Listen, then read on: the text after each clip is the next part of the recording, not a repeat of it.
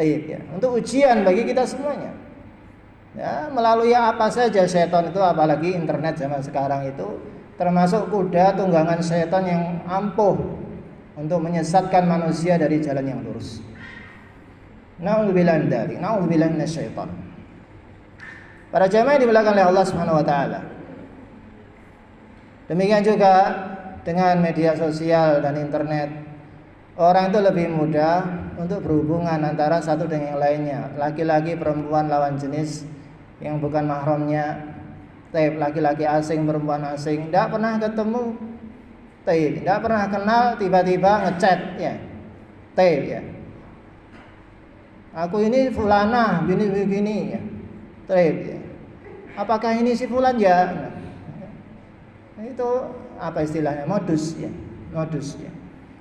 Nanti ini bukan, itu jawab bukan. Nah, kalau dilayani dia akan ngechat lagi. Oh maaf salah sambung. Ngomong-ngomong ya, namanya siapa? Ngomong-ngomong. Ketahui berikutnya pendekatan. Sampai akhirnya mungkin kirim foto dan lain sebagainya. Akhirnya janjian ketemuan. Taib.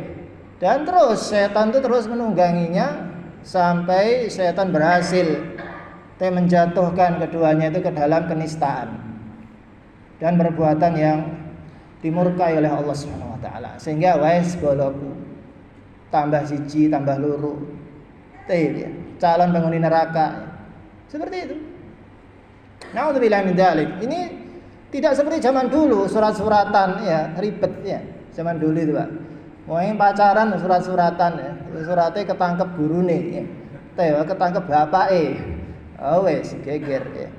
Ya. Tapi sekarang tinggal tet ya. Ya. Oh, pengen nggak ketahuan, wah di privasi ya. Atau pakai surat apa? Pakai folder rahasia ya. Kita semuanya tahu pada. Orang tua harus tahu itu anaknya nanti kalau macam-macam ya. Harus lebih pandai orang tua sekarang itu mengawasi anaknya yang lebih canggih anaknya ini. Gennya ada lain, Pak, Gen Z. Ini apa bawaannya yang gepeng-gepeng seperti ini ya. Nah, ini orang tua yang mungkin apa generasi 80-an 90-an ya. Ini ya, catatan juga untuk mengawasi anaknya, apalagi hubungan dengan lawan jenis seperti ini. Ya. Nah, ini kata Nabi sallallahu alaihi wasallam memperingatkan, iyyakum baddukhul 'alan nisa. Hati-hati kalian masuk-masuk kepada wanita, campur dengan wanita. Ini zaman dulu ya campur mungkin ya, sekamar ya ruangan dan lain sebagainya tanpa mahramnya. Kalau zaman sekarang tidak perlu, tinggal lewat ini aja dunia maya. Para pengaruhnya lebih dahsyat. Dengan kirim foto, video dan lain sebagainya. Alhamdulillah min dzalik. Kata Nabi atau seseorang mengatakan, wahai Rasulullah bagaimana dengan ipar-ipar ya. Kan kerabat itu atau sepupu-sepupu bukan mahram juga. Kata Nabi alhamu al-maut. Kerabat atau ipar-ipar itu adalah kematian. Ini peringatan dari Nabi sallallahu alaihi wasallam. Itu memang itu ada hubungan rahim ya, yang kita diwajibkan untuk menjalin silaturahim, tapi dengan adab-adab, tidak berduaan begitu, tidak kemudian saling bersentuhan, cipika-cipiki. Padahal itu siapa? Sepupu, bukan mahram, bisa dinikahi itu. Atau ipar-ipar, dan lain sebagainya dari orang-orang yang bukan mahramnya. Maka diperingat itu kematian itu, namanya wah mati loh. Mestinya apa? Kita berhati-hati. Siapa yang mau mati? Setiap orang pengen sehat, pengen hidup ya. Ya. Meskipun bayar mahal ya Pak ya. Meskipun berhari-hari harus nginep di bukan rumahnya, tapi kan pengen sehat, pengen hidup. Sedangkan ini kata Nabi mati ya. Mestinya kita berhati-hati. Ini peringatan. Jangan sampai kita menggunakan media sosial dan juga perkara-perkara untuk pacaran. Pacaran itu adalah singkatan ya, singkatan bukan berarti singkatan P itu apa, A itu apa, bukan. Tapi singkatan dari hal-hal yang mendekati zina. Dalam pacaran itu namanya pacaran sebelum nikah ya. Kalau setelah nikah enggak diomong. Arep pacaran arep piye-piye. Tapi sebelum nikah itu ada zina mata di situ, ada zina telinga, ada zina hati, ada zina tangan, zina kaki. Cuman kurang satu saja, zina kemaluan, belum. Akan tetapi berapa banyak orang yang awalnya pacaran akhirnya zina kemaluan juga, terjatuh pada dosa yang besar. Tidak hanya matanya yang berzina, maksudnya dia melihat aurat ya, lawan jenis yang membangkitkan syahwat, kemudian ya, raba-raba, kemudian muncul dalam hati syahwat itu. Ya tinggal satu ini, taib ya. Dari hati turun ke bawah ya. Nah ini itu perkara yang dilarang oleh Allah Subhanahu wa taala, wala taqrabuz zina. Janganlah kalian mendekati zina, dekat-dekat dengan zina saja jangan, apalagi zinanya. Zina yang hakiki itu zina kemaluan. Yang mendekati zina ini mulai dari zina mata, zina telinga, zina tangan, zina hati, telah diperingatkan oleh Nabi sallallahu alaihi wasallam. Dan Nabi sebut sebagai zina meskipun ini zina kecil. Taib ya, sebelum terjadinya zina besar. Nah ini melalui media sosial sangat rentan. Betul-betul ya. Banyak yang terjatuh pada perkara ini. Nauzubillah min dzalik. Baru kenal Android beberapa bulan saja. Tidak sampai setahun, Mbak. Terfitnah dengannya, hubungan dengan wanita yang bukan mahramnya lawan jenis, akhirnya terjatuh pada zina besar. Sampai hamil. Nauzubillah min dzalik. Sedangkan banyak orang yang sudah bertahun-tahun menikah gak duwe anak. Cuengkel ya, nyoba jadi. Kurang ajar ya. Seperti itu, ada bikin jengkel ya. Ya. Seperti itu. Sesuatu yang merusak. Dan bukan pelakunya saja ya. Yang repot, orang tuanya repot ya, tetangganya repot ya. Demikian juga yang lainnya. Bikin malu semuanya. Ini awalnya apa? Media sosial. Tidak jauh-jauh. Entah itu WA atau Facebook atau Insta atau yang lainnya. Sudah terhitung. Ya, video call dan lain sebagainya. Na'udzubillahi min dzalik. Kata Nabi sallallahu alaihi wasallam, "Ala la yakhluwanna rajulun bimra'atin illa kana salisuhuma syaitan." Kata Nabi sallallahu alaihi wasallam, ketahuilah tidaklah ada seorang laki-laki dan perempuan berduaan di suatu ruangan, melainkan yang ketiganya adalah setan. Setan terus bumbui, ayo, maju. Taib ya. Yang awalnya enggak, akhirnya iya. Taib. Ya, ini perkara yang tidak tersamar bagi kita semuanya, kasusnya begitu banyak. Nauzubillah min dzalik. Dari riwayat Tirmidzi dari Umar, ini tidak hanya ruangan nyata, demikian juga ruangan maya. Taib yang membawa kepada kenyataan yang pahit ya, yang menimpa banyak orang. Ini diantara keburukan-keburukan yang mesti kita waspadai. Ini tidak hanya berlaku untuk para jomblo ya. Orang yang sudah menikah pun ya, bisa terjatuh ya, bisa selingkuh gara-gara ini ya. Bapak menikah kan istrinya baru satu, itu masih jomblo 3/4 Pak. Ya. Kalau saya ya 3/4 juga. Istrinya 2 masih jomblo setengah itu. Kecuali istrinya 4 wes gak jomblo lagi ya. Ya, seperti itu. Jadi jangan dikira ya. Jangan dikira dia aman dari keburukan-keburukan perkara-perkara ini. Nauzubillah. Demikian juga perkara yang lainnya banyak sekali. Yang banyak terjadi yaitu sebagai sarana menyebarkan hoak ya, berita hoak ya. Saya tidak tahu bacanya hoak atau hoax. Ya. Lebih mantap hoak Pak ya.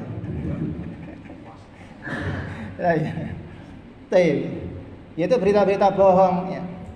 Dan ini bisa merusak tatanan masyarakat, tidak hanya individu keluarga, tapi negara pun bisa rusak gara-gara ini. Menjatuhkan pemerintah, apalagi pemerintah muslimin dijatuhkan ya. Orang yang dikenal sebagai pimpinan kaum muslimin yang saleh, yang banyak jasanya, disebar-sebarkan yang anti Yahudi, yang anti Amerika ya. Seperti itu oleh orang-orang yang tidak suka ya. Tidak mungkin orang-orang yang suka menjelek-jelekkan seperti itu di media sosial. digambarkan begini-begini ya. Orang banyak percaya. Padahal hoax semuanya ya. Demikian juga perkara yang lain dari berita-berita yang tidak jelas ya, jelunturungannya ya. Ya kita ini waspada, dapat postingan, wah kok ini ya, wah gak tahu roh aku, langsung diposting lagi ke orang lain ya. Wah ini apa ini ya? Ini asik ini ya, padahal hoak ya. Termasuk kita ini termasuk pendusta, seperti pembuat hoak itu. Kalau kita langsung saja share tanpa ngecek ya, check and recheck ya. Berita yang kita terima itu. Kata Nabi sallallahu alaihi wasallam, "Kafa bil mar'i kadiban an yuhadditsa bi kulli ma sami'." Hadis riwayat Muslim dari Hafs bin Asim radhiyallahu anhu. Cukup seseorang itu dikatakan pendusta ketika dia membicarakan kepada orang lain seluruh apa yang ia dengar. Ini termasuk pendusta juga ketika yang dia sebarkan itu kedustaan ya. Tanpa ngecek dulu. Dia tidak membuat kedustaan, sekedar membagi ulang atau share ya. Ya. Maka dia termasuk pendusta. Nah, ini bahaya ya. Jadi kita ini dianugerahi 2 telinga untuk banyak mendengar, tapi mulut cuma 1 ya. Jadi terbatas, tidak semua yang didengar itu kemudian brojol ya dari mulut ya. Enggak. Dipikir dulu, direnungi dulu dalam hati. Yang baik di-share ulang. Enggak jelas ini, tahan ya, hapus aja. Ya. Dikirimi lagi, blokir aja nomornya itu kan. Sekarang kan mudah. Ini perkara kedustaan ini. Kita dicap dusta kan rugi.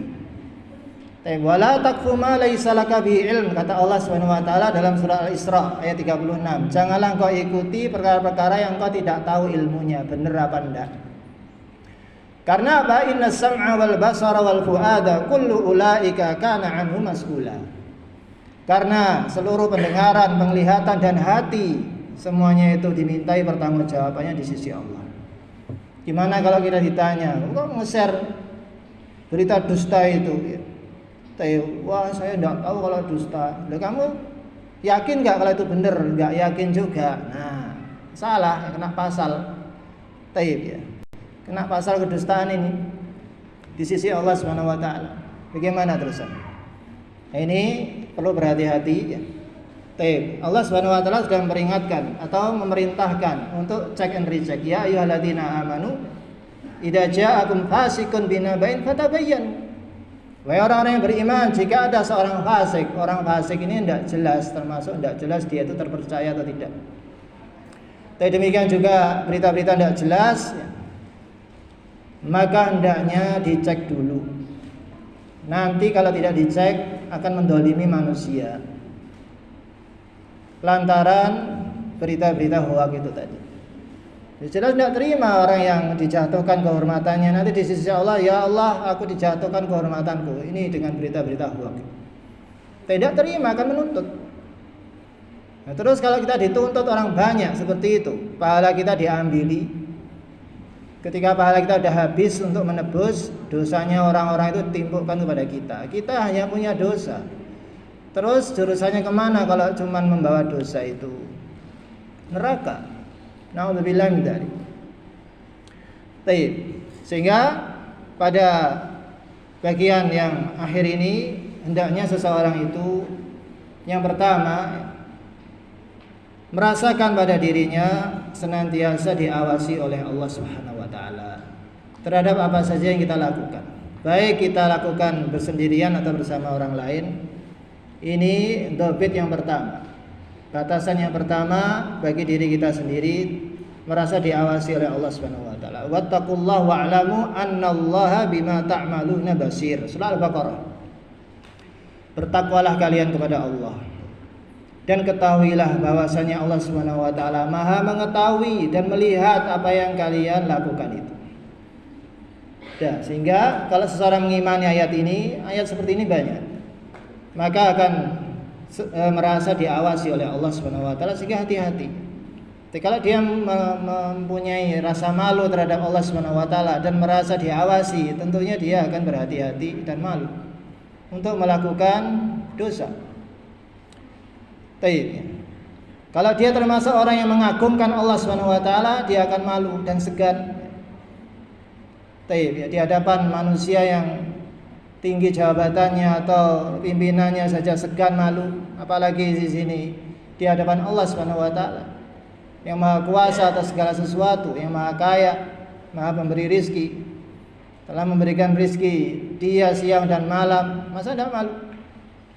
Taib. Ini perkara penting, merasa diawasi oleh Allah yang diistilahkan dengan muraqabatullah. Muraqabatullah itu merasa diawasi oleh Allah. Ini perkara yang penting. Ini akhlak yang baik. Ini termasuk sifat yang baik pada diri seorang mukmin, merasa diawasi oleh Allah Subhanahu wa taala. Kemudian perkara selanjutnya yang berkaitan dengan apa yang kita bahas, bagaimana seseorang itu menggunakan media sosial dan lain sebagainya. Ini disebutkan dalam surah Al-Qasas ayat 77. Bagaimana kita menggunakan kenikmatan dari Allah ini. Kata Allah Subhanahu wa taala, "Wabtaghi fima ataqallahu daral akhirah." Carilah dengan apa yang telah Allah anugerahkan kepadamu itu negeri akhirat. Jadi seluruh kenikmatan yang kita rasakan hendaknya kita pergunakan untuk kesuksesan akhirat kita. Berarti apa? Kita gunakan untuk sesuatu yang mendatangkan pahala, ya. Termasuk media sosial, internet, ya. Kecerdasan buatan dan yang lain. Sehingga kita mikir, wah ini mendatangkan pahala apa enggak? Ya. Mikir dulu. Ya.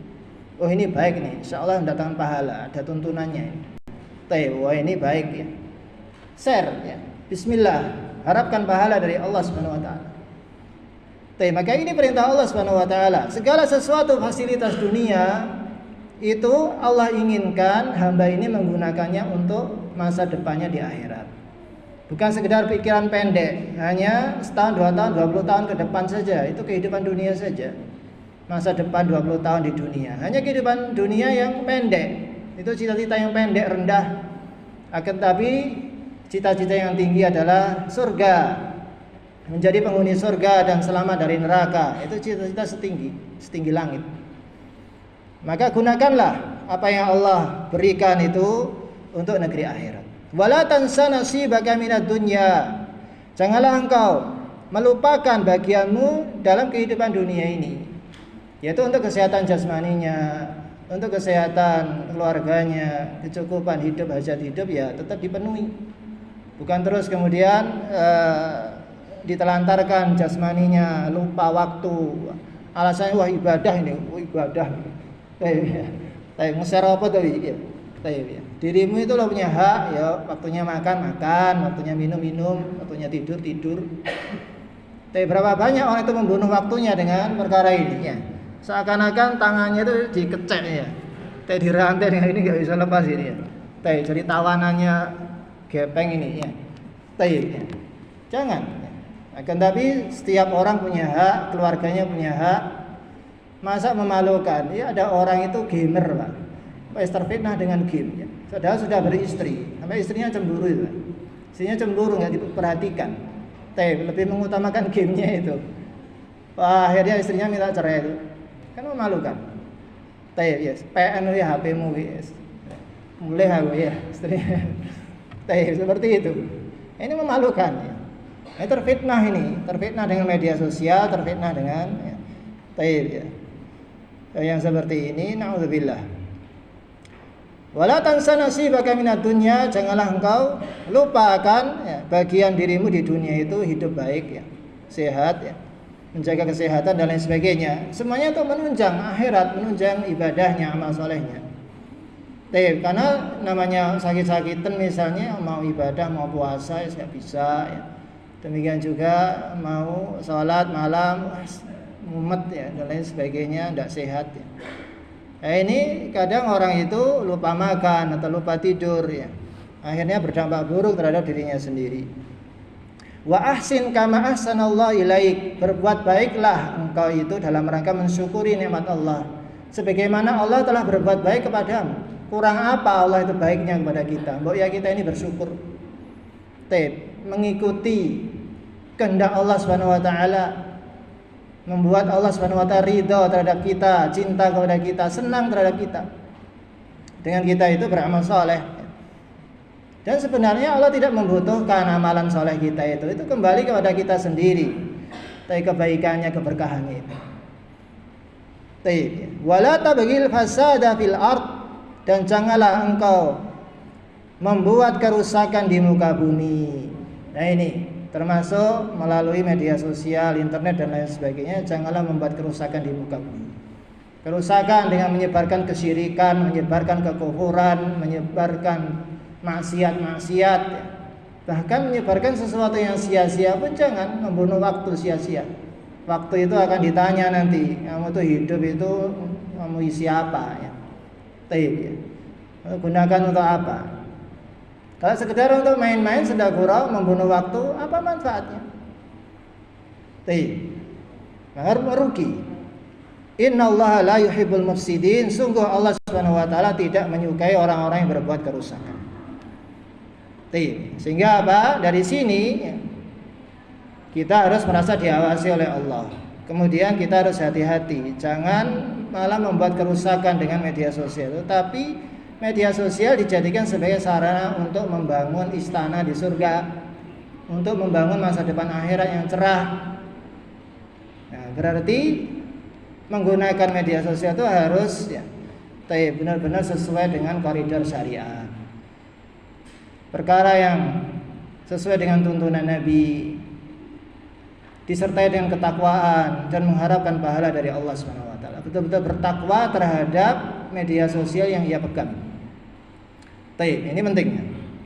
Sehingga dia mendapatkan amal-amal jariah, dosa-dosa diampuni, pahala-pahala terus mengalir meskipun dia itu sampai mati. Orang menyebarkan dakwah di channelnya, di channel apa saja kemudian dia mati, channelnya masih hidup masih dibaca orang pahala-pahala terus mengalir meskipun dia sudah dikubur. Nah ini kan keuntungan akhirat. Bukan malah sebaliknya menyebarkan channel maksiat kemudian dia mati ketimbuk dosa terus Sehingga hati-hati dari perkara-perkara yang mendatangkan dosa itu. Sekarang itu AI digunakan untuk memalsukan suara Jadi seakan-akan itu suara. Terus suara orang kemudian redaksinya dirubah begitu, seakan-akan dia yang bersuara. Padahal enggak Sehingga tertuduh ini dan itu. Ini loh suaranya padahal bukan, itu cuman AI. Gambar juga demikian, seakan-akan dia itu melakukan ini dan itu padahal itu AI. Ini juga termasuk kerusakan yang diwaspadai. Kata Allah Subhanahu wa taala, walladzina yu'dunal mu'minina wal mu'minat bighairi maktasabu faqad ihtamalu buhtanan wa itsman mubina. Surat Al-Ahzab. Orang-orang yang menyakiti kaum mukminin, orang baik-baik dan mukminat, wanita-wanita mukminat, wanita baik-baik, kemudian difitnah dengan disebarkan suara-suara palsunya, disebarkan video-video rekayasa, akhirnya dia jatuh kehormatannya dengan itu, padahal palsu. Orang-orang yang seperti ini telah melakukan dosa yang besar dan terancam dengan adab yang pedih, kedustaan yang besar. Mengganggu kaum mukminin, mengganggu orang kafir saja, mendolimi orang kafir tidak boleh. Ini yang diganggu orang yang beriman, dosanya lebih besar. Fitnah ini. Maka ini perkara yang sekali lagi hendaknya kita beradab di dalam bermedia sosial dengan adab-adab syariat yang telah disebutkan tadi. Mudah-mudahan bermanfaat bagi kita semuanya. Wallahu a'lam bishawab, kurang lebihnya mohon maaf. Wallahu a'lam bishawab, mungkin sampai sini dulu, kurang lebihnya mohon maaf. Wa sallallahu ala nabiyyina Muhammad wa ala alihi wa sahbihi wasallam tasliman katsira walhamdulillahi rabbil alamin. Assalamualaikum warahmatullahi wabarakatuh.